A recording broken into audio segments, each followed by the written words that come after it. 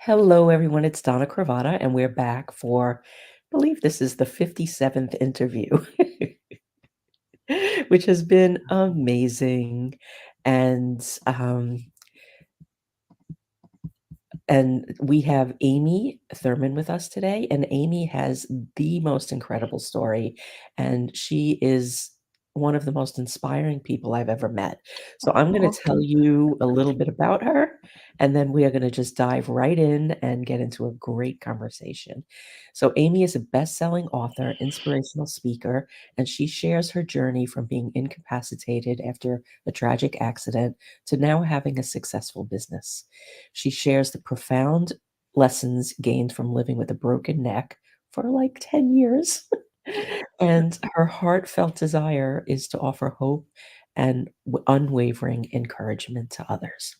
As a speaker, Amy leads with her strength, her courage, and determination to bring people together and inspire teams and individuals to ignite the spark within, which is just so you.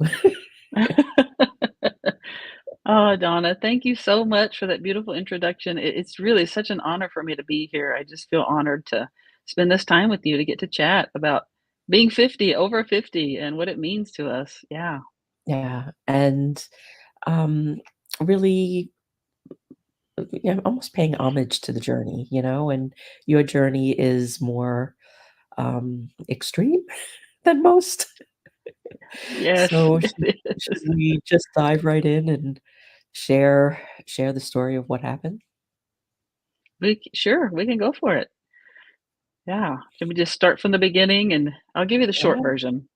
Okay, yeah, the short version, Give you the short version. In because we have a lot to 2014, cover. yeah. Yes, it can go a bunch of different ways. Yeah. But in 2014, I was working at a major university. And if you've ever worked at a university, it's not like a regular job, it's many, many hours. I have 3 kids, so I was momming, doing all of the mom things, running them around to and fro, and I was volunteering. And so I literally never sat still. I was always doing something. It's how I found my sense of worth, was always in being able to do something. And so I that's what I was doing, and the very next day, I couldn't even take care of myself. So I got up during the night because I felt sick, and I ended up passing out and landing on my face on the hardwood floor. The impact from that sheared my brainstem, caused a traumatic brain injury, and it actually broke my neck, but that went undetected for 6 months. So, for nearly a year after the accident, I had to lay flat in a bed for 23 hours a day. I couldn't walk, I couldn't talk, I couldn't hear or see correctly. I appreciate your understanding as the emotions arise because they always do.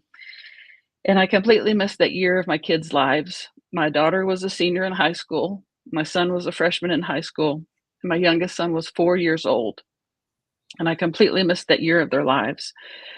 And I felt like such a burden to them because I went from doing everything for everyone to the very next day, I couldn't even take myself to the restroom. And Mm, so it was like to my kids, it was almost like I was dead. They were in shock. Like, what has happened to mom? Why is yeah, she just pretty much, dead, laying in the bed, can't get up? And so I don't like feeling like a burden. I'm a very independent person. And so I began to pray. And I prayed and I prayed and I prayed that I would die because I was not living, I was merely existing. And I knew that I had enough pain medication to make it happen. And so I fully intended to do that. And a side note here, if you've ever been in that deep, dark place, which most people have, you understand that your thinking is it's really foggy, it's muddy, like you're just not thinking clearly, and you have thoughts that you just don't normally have, and that's what was happening to me. And so the only way I know how to explain this is that I just all of a sudden had this moment of clarity where I was thinking very clearly. And I remember thinking, what if I don't have to die? What if mm, I can make a different choice? What if I can take the same energy I'm using so hard trying to die and use it to fight to live instead? Maybe I can get better.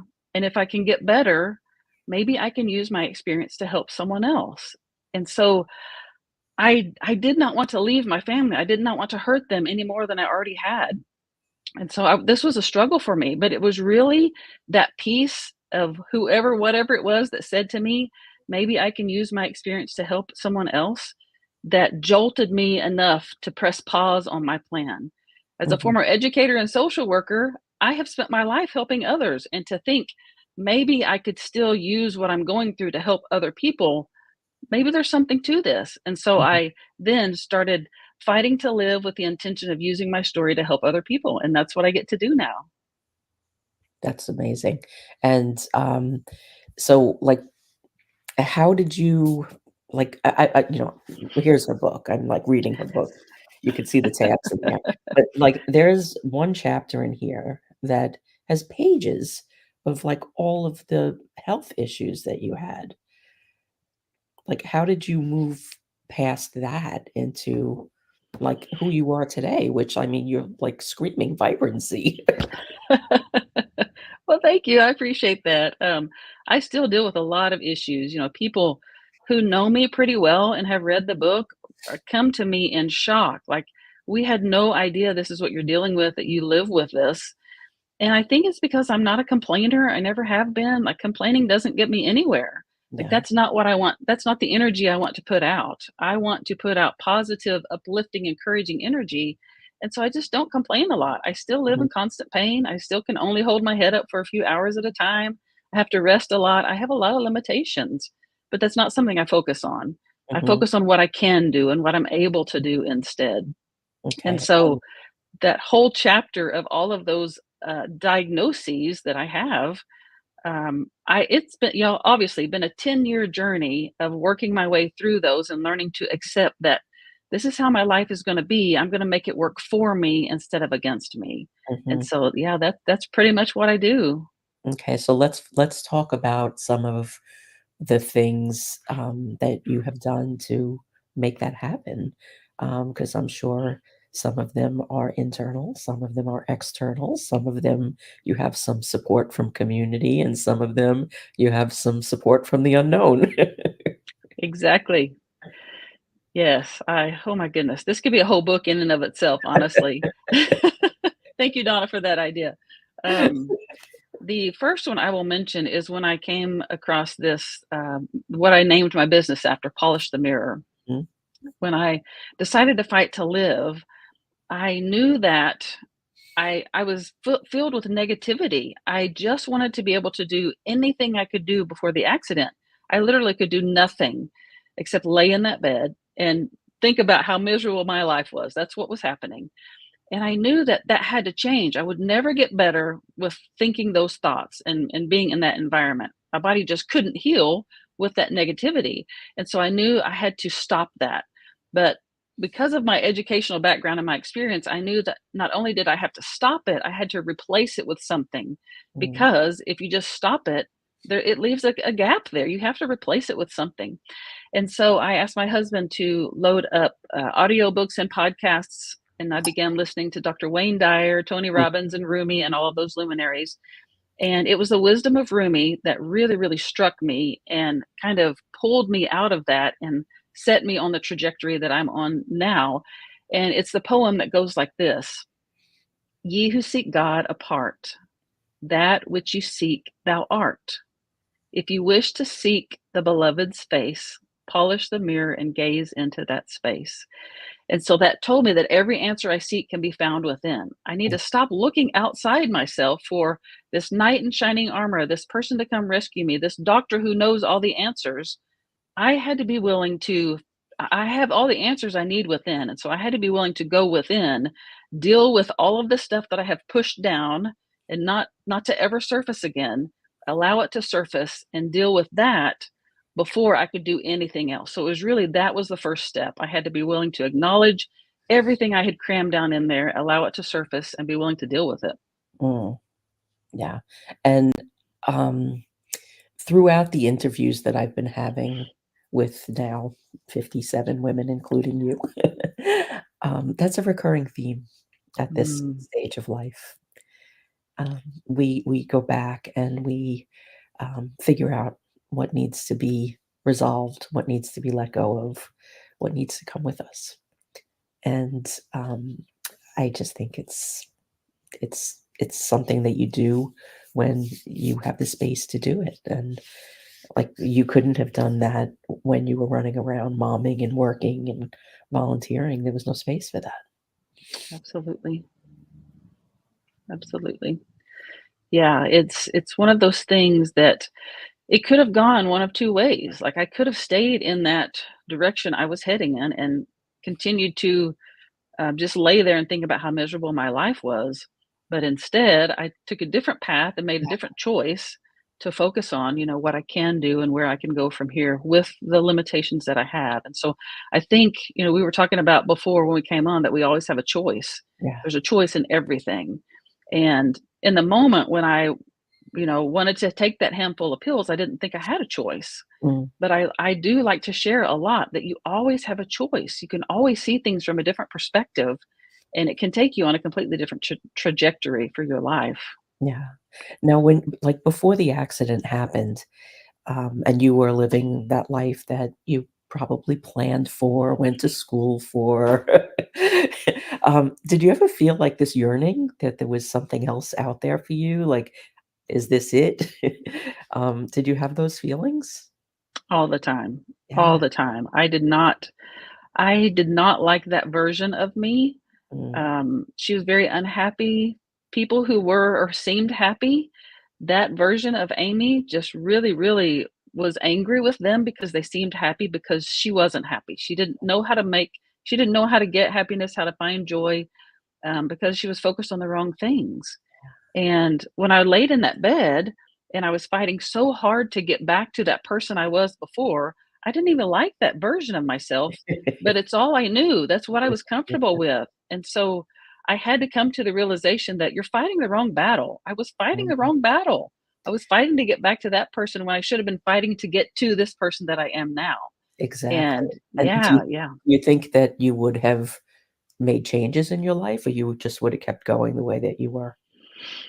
I was headed to get my doctorate and I was going to go down that route and just get more education and become more knowledgeable, to share, to impart more wisdom on people. And Yeah, but that, the wisdom it, doesn't come from degrees. it does not. It so does not. And I know now, like, I see what I have been through as a gift because I'm able to help so many more people now in a genuine, authentic way than I Mhm, ever would have been able to in a classroom or in a social work situation. And so, mhm. yeah, it's pretty wild. It is pretty wild. It is. There really is a silver lining with everything. That's amazing. Absolutely. Okay, so now let's talk a little bit about the book and finding your inner hero. Like, how do you find that hero within? And what was writing this book like? 'Cause Oh this my. is I mean, I could feel it when I hold it in my hands. This is not Mm. just some book that you wrote because somebody told you to write a book. There's power in this. There's story in this. There's a genuine part of your life. There's pain in this book, and you can feel it when you hold it. Oh, Donna, thank you. Oh my gosh, that just touches my heart so deeply. It brings me to tears, actually. I want to share this story that I had been told, when I would share my story just in conversations with people, they would almost always say, "You need to put this in a book. You really need to write a book." And I'd be like, I don't know that my story is really worth how many Yeah, people you're are really thinking, interested in my "I can story? figure out how to go to the bathroom by myself. You want me to write a book?" Exactly. Like, when am I going to find time to do this? And And so, I just it was always in there. Like, I used to teach language arts before the accident, and I thought it'd be really cool to write a book. I had no idea what it would be about. I didn't know what I knew enough about to be able to write a book.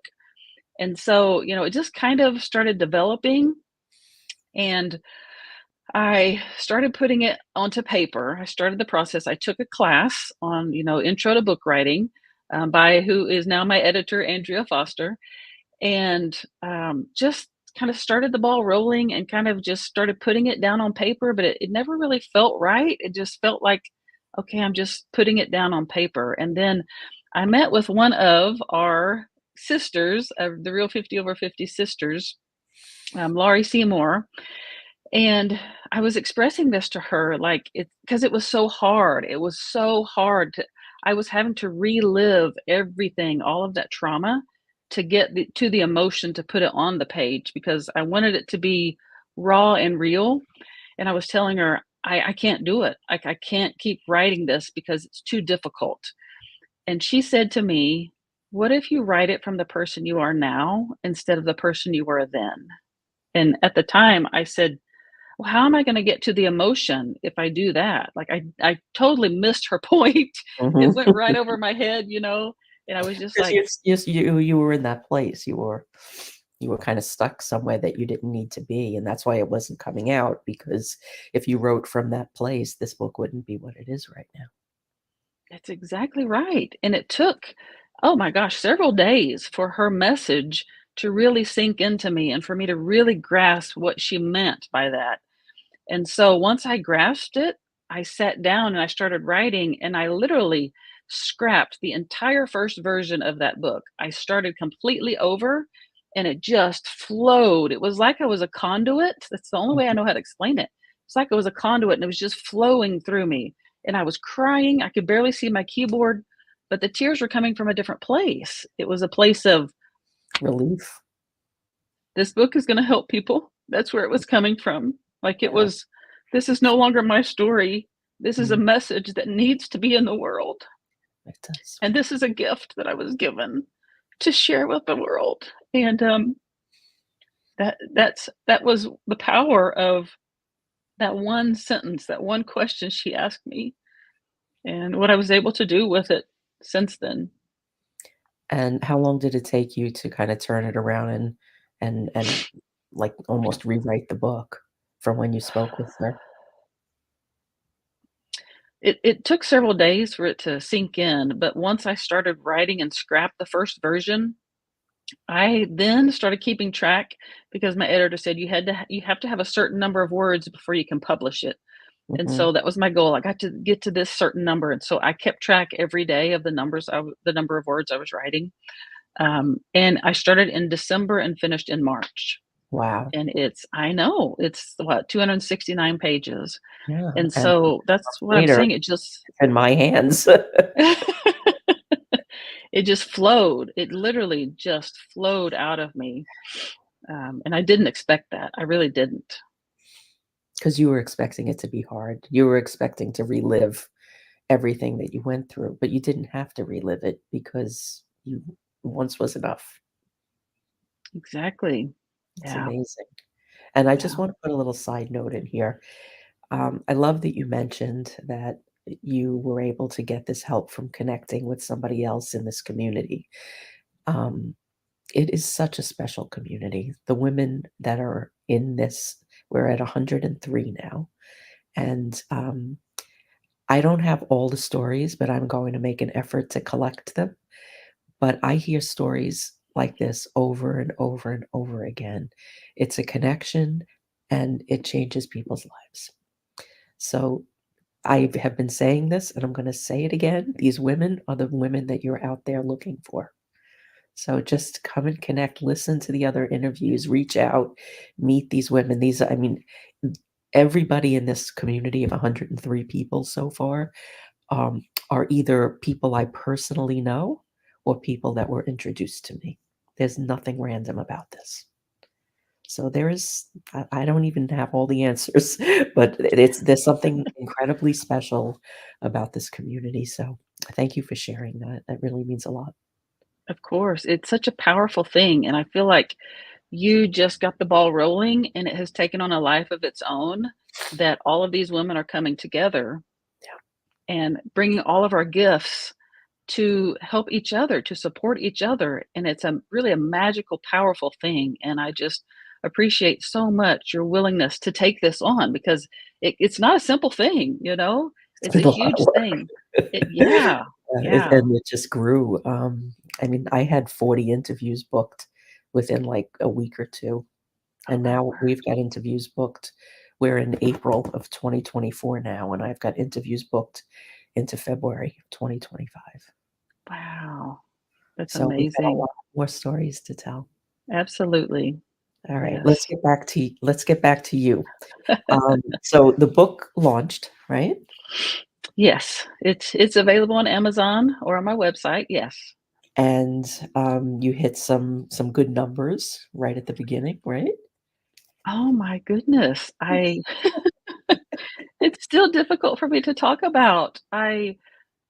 We did the pre-launch, and then 2 days later, a friend sent me a screenshot and said, "You're number 9 on Amazon." And I was like, "Wait, what? How do you find this?" And she was like, "Go to the hot new releases." And she literally did me a screen video of how to find it. And I was like, Mhm. "How is this possible?" Anyway, yeah, it's so mind blowing. And I think that's it. Like, it's just the message is meant to be out there. And it's just, I never intended it. This is, I'm working on a TED talk, and I said to my TED coach, like, this is not about fame, fortune, or notoriety. That's not what this is about. This is about getting a message out there that's going to help other people. And he was like, hallelujah, So I think it's just that's my purpose. It's never been about me. It's never been to promote myself in any way, shape, or form. Because in that bed, I made a promise that I'm going to fight to live with the intention of using my story to help other people. And Mhm. that's what it is, and that's what it will always be. So it's taken on a life of its own, and it just keeps going. Who knows what's next? Just now is your TED Talk the same topic? It includes my story, but it's a whole different avenue. Yeah, Uh, we're looking at it from a whole different perspective, that can also be life changing for a lot of people, and that's about all I can say about it at this okay. point. Alright, well, I look forward with, um, anticipation to see you on that stage, standing on the red dot, 'cause that will happen. Alright, so now this was something that I saw in your book that really intrigued me. I'd love to talk about the difference between self-love and soul love and how you came to this realization. Absolutely. Oh, I love talking about this. Gonna get me fired up here, Donna. Good. Get you out of the tears. Oh yes, more tears. When the wisdom of Rumi, when I understood that every answer I seek can be found within, and I began to unpack what I had shoved down in there, and I began to be able to look myself in the eyes in the mirror, which when I do workshops, I say, how many of you can look yourself in the eyes in the mirror? And every time someone will say, that just freaks me out. Like, why? It's because that's where your soul is. The eyes are the window to the soul. So when we look in our eyes, not like we're putting on makeup looking at our eyes, but truly in our eyes, in our soul, we see what's there. We know what's there. We know the things we've hidden. And so it's not an easy thing for us to do. It's a simple thing, but it's not easy. And so I love to pull up the difference between self love and soul love because it's a huge difference. And I'll give you the short version if I can. The Yes. self is influenced by external it's impacted by external influences. So it's all about deadlines and all these pressures that we put on ourselves and stress and all these things that we have to do, boxes that we have to check off. And it's all fear based. If we don't get this done, this is going to happen. So the self is based in fear. It will pretty much always, if it's self driven, it's because it's based in fear. The soul is not it has no external influences whatsoever. It's pure love. It's what's inside of us. The self is who we are. The soul is who we can become or who we are intended to be. And there's a huge difference there. The self Mhm. is we're doing what we're doing because other people expect us to do that. The soul is I'm doing what I'm doing because this is who I truly am. This is what I'm supposed Mhm. to be. This is my gift to the world. And so there's no external influence in the soul. It will always lead to love. Everything about the soul is unconditional love. It's done with love, it leads to love, and it will always produce a loving response. And so, fear or love, which end are you on? It will help you determine if you're living in the self or you're living in the soul. I lived my life previously before the accident in that self mode. Now I'm living in the soul mode and look where it's got me, look where it's taking me. I'm living the life of my dreams. Yeah. I absolutely love this, and it's so true. I mean, like, I never thought of it that way, and the whole self-love thing always really kind of felt annoying to me. Like, it just felt like one more thing to do. And, it's like, Yeah. okay, do the laundry and then self-love. It's like, it just never I could never kinda get on board with it, but this makes so much more Yeah. sense. Oh, I'm so glad. And I even have a resource on my website called The 10 Steps to Showing Yourself Self-Love. It's really soul love, but I call it self-love because people don't understand the concept of soul love. It's something like I Mhm, have to sit down and explain like this. Um, but yes, so many people are promoting self-love. It's mhm. really soul love that we should be promoting because that's what makes the big difference in our lives. Yeah, I agree. I'm gonna dig into your book because I wanna learn more about it. Because that made sense to me. That made I'm so sense, glad. and it feels like it's worth doing. Like, the self-love, I wedged it between laundry and dishes, you know? And then it just Oh, I don't know, it kinda took the good part out of it. yeah. Well, I absolutely love all of this, and, um, you were introduced to me, I don't know, several months ago, maybe, I don't know, the time has It's flown, been but almost a probably year. yeah, Yeah. and, I instantly felt inspiration from you, and, Oh. um, that you're truly genuine, like, what you say is real, and it's like your experiences are real and they're deep, um and not just deep, but just like you've been through it all, so like people can align with so many different parts of your story. There's something there for everyone to kind of latch onto and feel like, yes, I understand what that feels like, and then kind of be turned around through your story and how you've gone from laying in that bed to now standing on a TED stage and writing Yeah. books to get that word out, and it's beautiful. It's absolutely beautiful. This is how it's done. You are a master Hmm. class in inspiration. Oh my gosh. Thank you so much. There's your Oh my gosh. tagline. That's my tagline. I don't know, I'm just compelled to write copy for you. I'll take it. Hey, I'm not arguing at all. I'll take it. Part of in the book, I don't know if you have it's in the back. There's a QR code and a link there. And you're talking Mhm, about how I have been through all of this, that I have documented. I'm a pretty good documenter. Like if you follow me on socials, you see me, mhm. I just document everything. And I Yeah, did that all throughout this journey. And so I have put together I call it Behind the Story, a mini documentary that mhm, includes the videos and pictures, my journal entries, lots and lots of stuff that are available as an adult. You can have access to it from the book. And so if you want to know more, there's even more. You know more about my story from this mini documentary because I could not put it all in the book. mhm. But there's Yeah, a lot more in that you can learn too, and just get to know me a little bit better, and yeah. learn more about my journey. So, I've signed up to do that. I encourage everybody else to as well, and, at the end of these interviews, what I love to do is to ask for a wisdom bomb. Like, what's that thing you wanna leave everybody with? well, for me, it's you're more powerful than you think. Like we, especially women, we make ourselves small so that we don't offend other people, or we don't make other people feel bad, or we don't, you know, um, we just make ourselves small for so many reasons, and we don't have to do that. We are who we are, and there is so much power within us. Once we allow that, once we find that and allow it to really surface, oh my word, your life can be so much more than you ever expected it to be. And so just know that that power is within you. I say in my book, and I mean this, I'm nothing special. I'm really nothing special. I'm just a gal who's lived the past 10 years with a broken neck, trying to do my part to make the world a better place. It's not like I have a special gift or talent. Everybody can do what I've done and access the area within yourself that's there. It's just you have to be willing to do it and do the work and seek it out to make it happen. Yeah, and now you need to flip that into, "I am the master class in inspiration." Hashtag as my new hashtag.